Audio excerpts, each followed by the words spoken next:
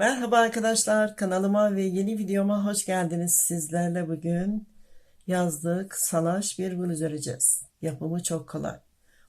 Kapak resminde gördüğünüz bluzu öreceğiz arkadaşlar. Çok şık ve gösterişli. Örgüye yeni başlayan arkadaşlarımız dahi kolaylıkla örebilirler. Bluzumuzun yapımında kullandığım ipim Hobby Kulüp. %100 koton, 100 gram ağırlığında, 200 metre uzunluğunda. Kullandığım tığım ise 4 milim. Yayınıma başlamadan önce unutmadan sizlerden küçük bir ricam olacak. Kanalıma abone olup büyümesine destek olursanız, beğendiyseniz beğeni butonuna dokunup küçük bir yorum bırakırsanız çok mutlu olurum. Hemen başlayalım. Evet arkadaşlar, bluzumuzun yapımına başlıyoruz. Bluzumuz iki parçadan oluşuyor. Başlangıç olarak zincir çekiyoruz. Zincirlerimizi bir tık büyük yapıyoruz. Öncelikle ipimi düğümlüyorum. Benim aldığım ölçü 80 santim salaş bir bluz arkadaşlar. Sizler tahmin olarak ölçülerinizden bir tık daha zincirinizi fazla yapın. Daha sonra fazla olan kısmını kesebilirsiniz veya sökebilirsiniz. Bakın düğümledim. Zincirlerimizi bakın bu şekilde büyük büyük yapalım. Bakın. Büyük büyük zincir çekiyoruz arkadaşlar. Salaş bir bluz, yumuşak bir bluz elde edeceğiz. Bakın bu şekilde.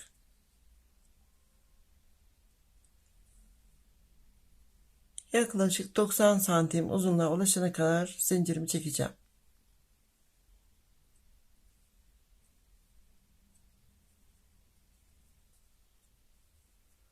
Evet arkadaşlar, zincirlerimi çektim. 80 santimden daha fazla zincir çektim. Bakın ölçüyorum. 90 santim uzunlukta zincirimi çektim.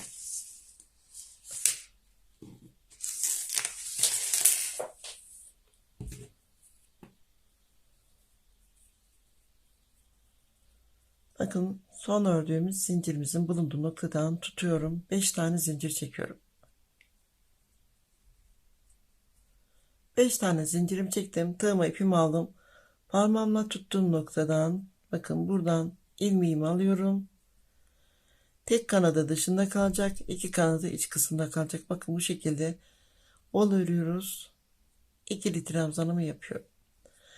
Bir zincir çekiyorum. Bir tane zincir kanadı atlıyorum. İkinci zincirimizin tek kanadı bakın dışında kalacak. İki kanadı iç kısımda. İlmeğimi alıyorum. İkili trabzan yapıyorum. Bir zincir çekiyorum. Tekrar bir tane atlıyorum. İkinci zincirimizin tek kanadı bakın dış kısımda. İki kanadı iç kısımda. İlmeğimi aldım. İkili trabzan. Bu şekilde zincirimizin sonuna kadar ilerleyelim. Ben 80 santim uzunluğa kadar öreceğim arkadaşlar. Sizler tabii ki ölçülerinize uygun şekilde örmeye devam edin.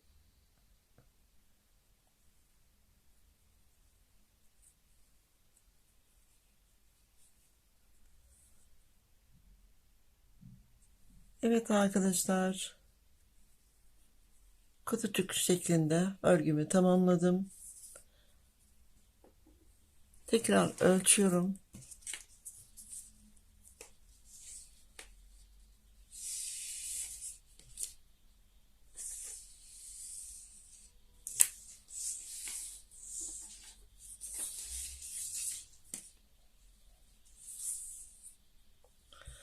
Bakın 80 santim. Fazla olan zincirimizi sökebilirsiniz. Bakın bu şekilde.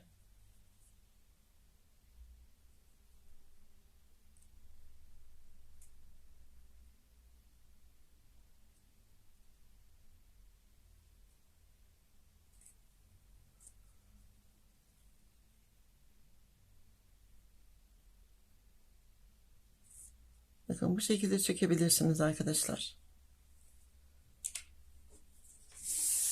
Bir sıra kutu tekniği ördüm. 4 tane zincir çekeceğim. Döneceğim. 1 2 3 4. 4 tane zincirimi çektim, döndüm. İpimi aldım. Bakın ikili trabzanımızın tepe boşluğuna tekrar ikili trabzan yapıyoruz. Bakın uzun yapıyoruz arkadaşlar trabzanlarımızı. Bir tane ikili trabzan yaptım. Bir zincir çekiyorum.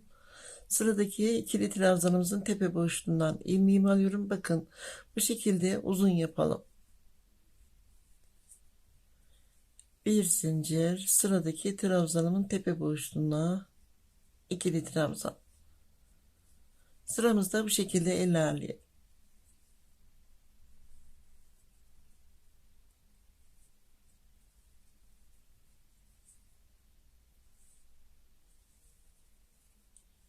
Evet arkadaşlar, ikinci sıramın sonuna yaklaştım. Son ikili trabzanımı öreceğim. Bir zincir çekiyorum. Bakın birinci kesik çizgi değil, ikinci kesik çizgimizin ara boşluğundan bakın buradan tığımı battım, ilmeğimi alıyorum. İkili trabzanımı yapıyorum. 4 tane zincir çekiyorum. Dönüyorum. Yine sıramızda ikili trabzan yapıyoruz. Kutu tekniği yapıyoruz. Sıradaki ilk ikili trabzanımızın tepe boşluğuna bir tane ikili trabzan, bir zincir. Sıradaki ikili trabzan tepe boşluğuna bir ikili trabzan. Sıramızda bu şekilde ilerleyelim.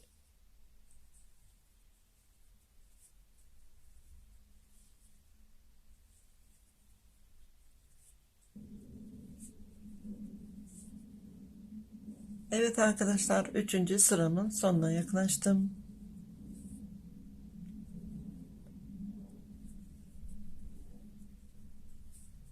Bir zincir çekiyorum. Bakın yine kesik çizgilerimizin birincisi değil, ikinci kesik çizgimizin bakın ara boşluğundan tığımı takıyorum. Buradan ilmeğimi alıyorum. İkili trabzanımı yapıyorum. Böylece düzgün bir kutu boşluğu oluştu. Sıramızda 55 tane kutu boşluğumuz var arkadaşlar. Sizler tabii ki bu ölçüye uygun şekilde sizler de yapabilirsiniz. 4 tane zincir çekiyorum, dönüyorum. Yine ilk trabzanımızın tepe boşluğuna bakın. Buradaki noktaya uzunca bir ikili trabzan yapıyorum. Bir zincir, sıradaki trabzanın tepe boşluğuna ikili trabzan. Modelimiz bu şekilde. Kol için ayrıntı yapmıyoruz. Kollarımızın üst bölümüne gelene kadar bu şekilde örüyoruz arkadaşlar. Son bir sıramızda farklı örüyoruz. Son bir sıra kalana kadar 2 parça örelim. Sıra sayıları ve sıramızdaki kutu boşluğu eşit olsun. Eşit ölçülerde örmeye dikkat edelim.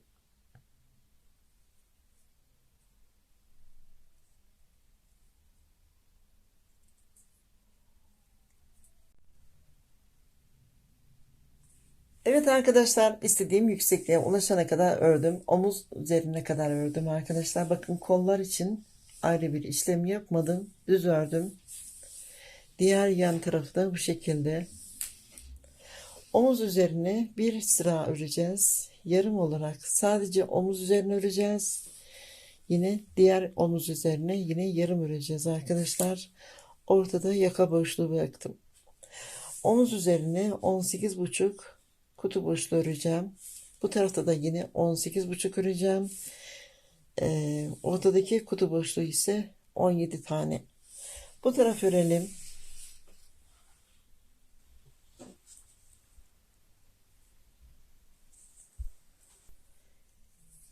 4 tane zincir çekiyorum. Dönüyorum. Diğer sıralarımızda yaptığımız gibi son 2 tane kalana kadar, 2 tane kutu boşluğu kalana kadar örmeye devam edelim arkadaşlar.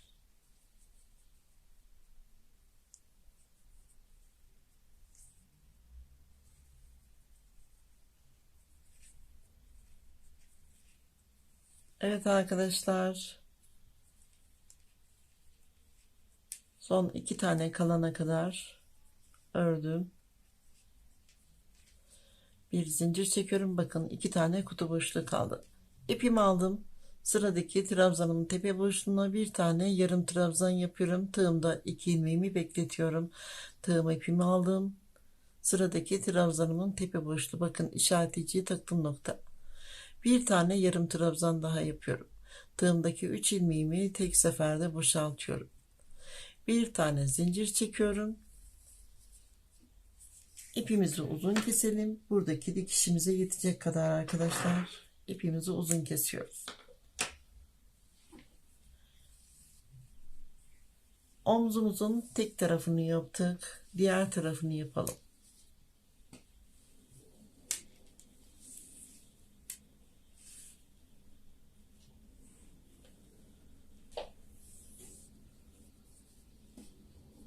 Evet, bakın kenardan başlıyorum. Buradaki noktaya ipimi sabitliyorum. 4 tane zincir çekiyorum.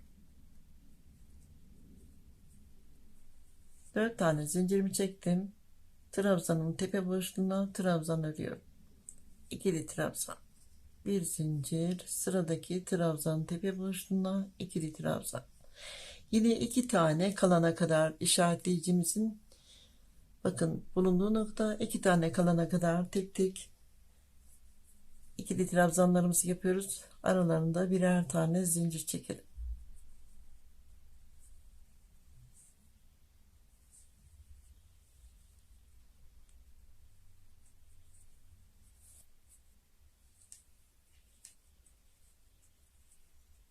Evet arkadaşlar, son 2 tane kutu boşluğu kaldı. Bir zincir çekiyorum.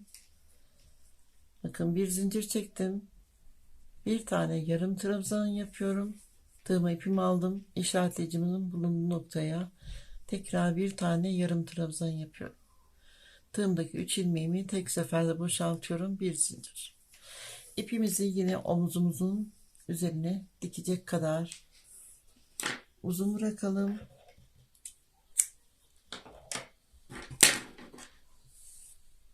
Evet. Ördüğümüz parçadan bir tane daha örelim arkadaşlar. Diğer parçamı da örüp geliyorum ve dikişimizi yapalım.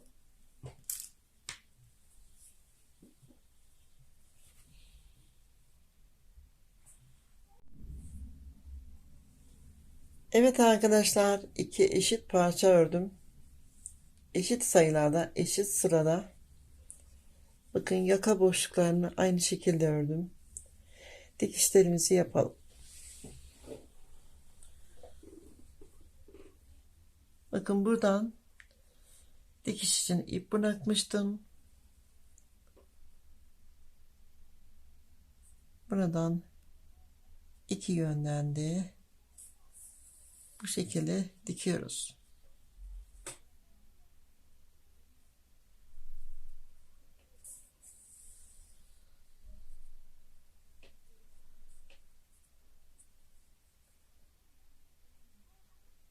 Örgülerimizin tepe boşluklarından arkadaşlar, bakın bu şekilde dikiyoruz.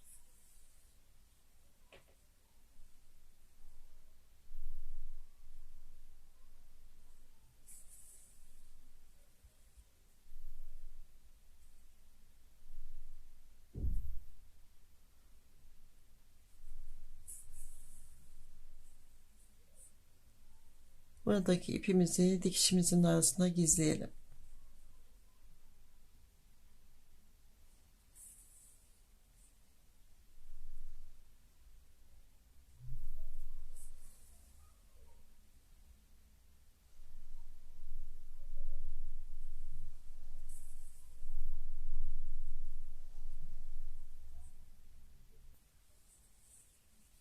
Evet arkadaşlar, omuzların üzerinden dikişimi yaptım. Bakın bir tarafı bu şekilde, bir tarafı bu şekilde. Kenar tarafın bir tarafın dikişini yaptım. Bakın kol boşluğu bıraktım. 15 sıra kol boşluğu bıraktım. Tabii ki siz istediğiniz genişlikte kol boşluğu bırakabilirsiniz. Buradan da alt kısma kadar dikişimi yaptım. Diğer tarafın dikişini birlikte yapalım. Bakın işaretleyicimi takmıştım. 15 sıra. Buradan kutu boşluğu bıraktım. Yine iç kısımdan dikeceğim.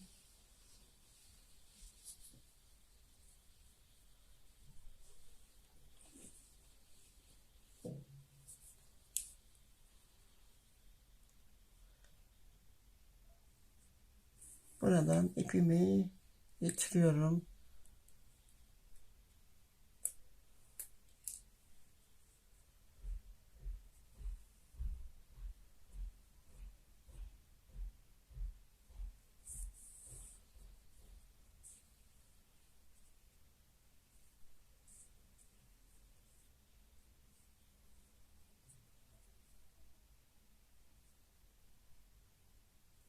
Bu şekilde dikişlerimizi yapalım.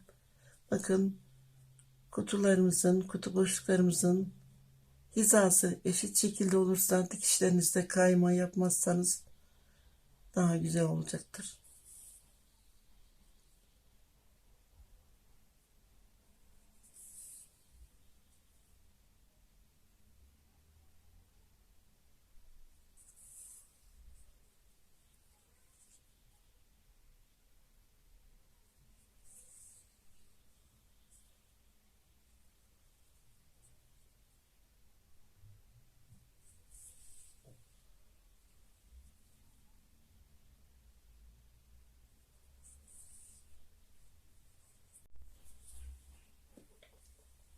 Evet arkadaşlar, omuz dikişlerini yaptım. Yan dikişlerini yaptım. Son olarak alt kenarında tığlama yapacağız. Herhangi bir noktadan başlayabilirsiniz. Buradan başlıyorum. Bakın ilk boşluktan ipimi aldım. Sabitledim. Bir tane zincir çekiyorum. İpimi sabitlediğim boşluğa bir tane sık iğne yapıyorum. Trabzanımızın dibi bakın zincirle birleştirdiğimiz nokta. Buradan ilmeğimi alıyorum. Bir sık iğne. Boşluğa geçiyorum. Boşluğa bir tane sık iğne. Trabzanımızın dibine bir sık iğne. Boşluğa bir sık iğne. Dikiş yaptığım nokta. Bakın buradaki noktaya bir sık iğne. Boşluğa bir sık iğne. Bu şekilde kenar tığlamasını yapalım.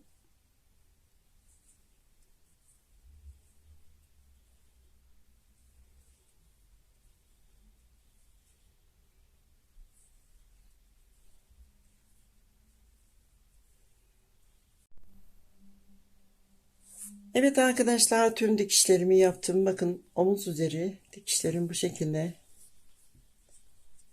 Kenar dikişlerimiz bu şekilde. Alt kenarında da tığlama yaptım.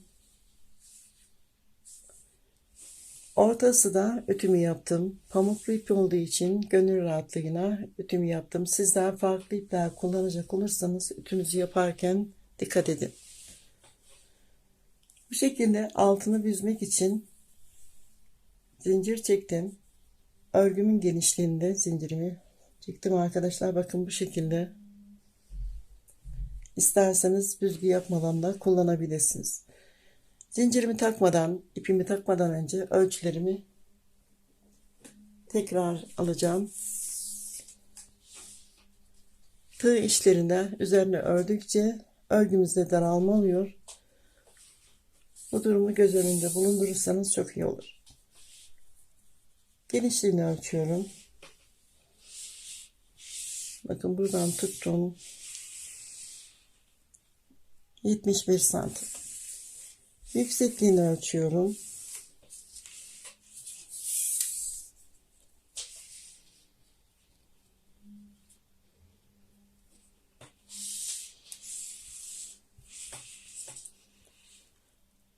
...65 santim. Kola kadar yüksekliğini ölçüyorum. 42 santim. Kol boşluğunu ölçüyorum.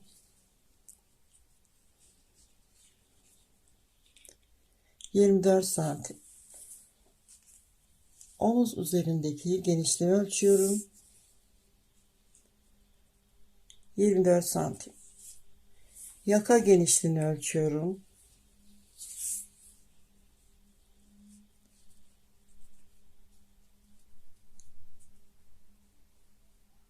28 santim.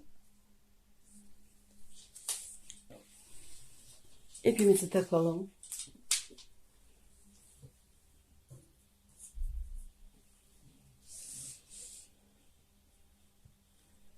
İpimin bir ucuna çengelini taktım.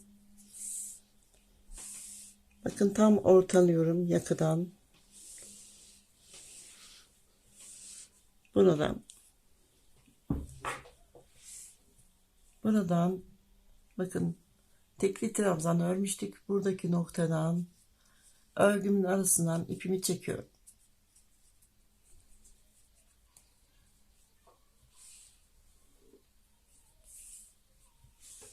Bakın kutu boşluklarının arasından bu şekilde tüm çevresine ipimizi takalım.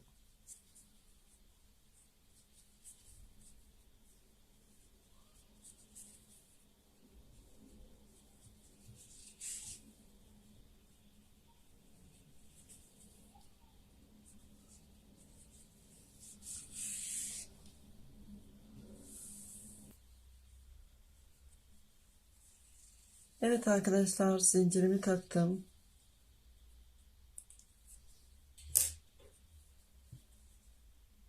Buradaki noktadan yine dış tarafa zincirimi çekiyorum.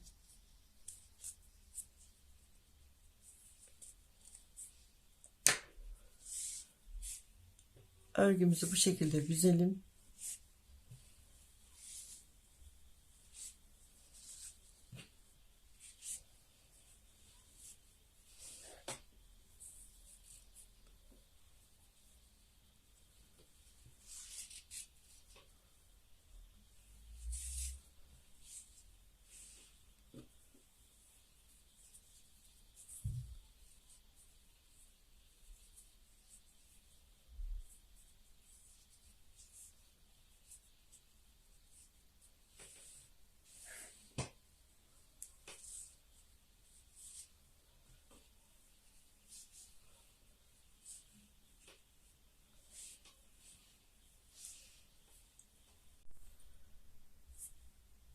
Evet arkadaşlar, bluzumuzun yapımı bitti. Bakın bel bölgesini bu şekilde büzgün olarak kullanabilirsiniz. İsterseniz ipinizi takmadan bu şekilde kullanabilirsiniz. Salaş bir bluz arkadaşlar. Yaka bölümü de bu şekilde. Yumuşacık. Bodylerinizin üzerinde kullanabilirsiniz. Kendi beden ölçülerinize uygun şekilde örebilirsiniz. Yapımı çok kolay. Örgüye yeni başlayan arkadaşlarımız dahi kolaylıkla örebilirler. Şort gösterimde 38 beden 1.75 boyunda bir hanım üzerinde fotoğraflarını ve çekimlerini sizler için hazırlayacağım. Beğeneceğinizi umuyorum. Umarım beğenmişsinizdir. Beğendiyseniz beğeni butonuna dokunup küçük bir yorum bırakmayı unutmayın lütfen. Abone olmayı unutmayın lütfen. Başka videolarımda görüşmek üzere. Sevgiyle kalın, hoşça kalın.